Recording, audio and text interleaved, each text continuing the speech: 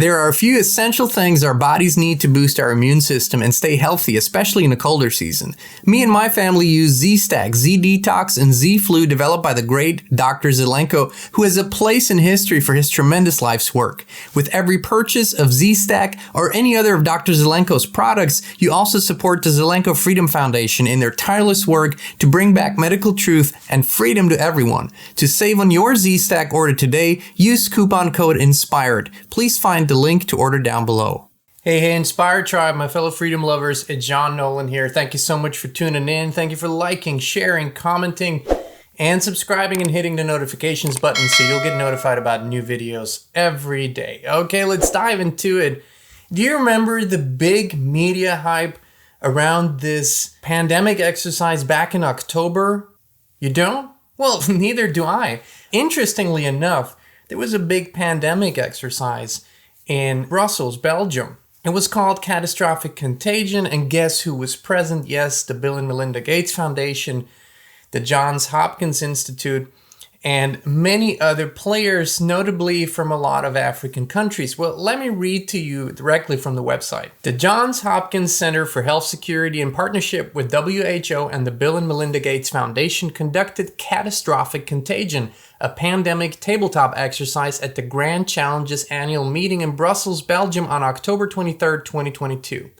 The extraordinary group of participants consisted of 10 current and former health ministers and senior public health officials from Senegal, Rwanda, Nigeria, Angola, Liberia, Singapore, India, Germany, as well as Bill Gates, co-chair of the Bill and Melinda Gates Foundation. The exercise simulated a series of WHO Emergency Health Advisory Board meetings addressing a fictional pandemic set in the near future. Participants grappled with how to respond to an epidemic located in one part of the world that then spread rapidly, becoming a pandemic with a higher fatality rate than COVID-19 and disproportionately affecting children and young people. Participants were challenged to make urgent policy decisions with limited information in the face of uncertainty. Each problem and choice had serious health, economic, and social ramifications. So why is this important? Well, when people get together in October of a year and have a huge pandemic exercise, strange things tend to happen. But before we go into that, let's look at a video clip that was released from this fictional scenario.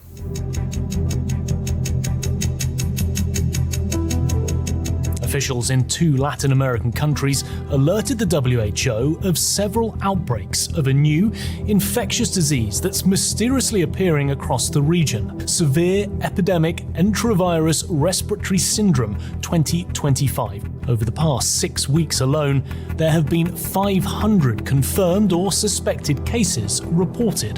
The virus could cause a severe pandemic if early containment and mitigation efforts are not successful. You've seen this kind of footage before, and perhaps you even know that this has happened before. The reason why I asked if you remember the media hype, because guess what? In October of 2019, the same group of people, the Johns Hopkins people and the Bill and Melinda Gates Foundation, and a lot of other organizations, well, they had a very similar exercise. They called it Event 201. And what were they training for? What were they doing their exercise for?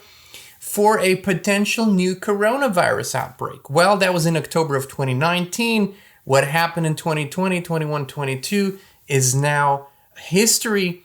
We all know what went down. Interestingly enough, if we look at this current exercise that happened just a few short months ago, Catastrophic Contagion, we have to look at the bigger picture here. Did people that were present at that exercise talk about future pandemics in the past? Well, let's look at a quick clip of Bill and Melinda Gates from June of 2020 when they were talking about the next pandemic. A few countries that have almost avoided the epidemic entirely, like Taiwan, New Zealand, Australia, they took their experience and actually prepared, and so they moved a lot faster. So we, we'll have to prepare for the next one. That, I'd say is will get attention this time. Mm-hmm. Y'all might have seen this clip before. I sure have. And it always sends chills down my spine. Something's just absolutely off. Of course, something's been off around these people for a very long time. Why do these things matter? Why do we look at what these people are doing? Apparently, they have either a very strong psychic ability to look into the future, or it's a bad omen for them to do it because things that they do tend to come true. Or the third option, almost unthinkable. Could there be any intention behind all of this? We're just asking the questions. We're not putting out any conclusions. When we look at the historical facts of the past 3 years, what we have learned, what has come out, what has transpired, how much knowledge we have around these topics today, perhaps it is very strange to think that if you look at the participants of Catastrophic Contagion, this recent exercise in October, and you wonder, where are the people that have brought so much truth to light in the past 3 years, that have spoken so much truth to power and turned out to be true? Why are they not present?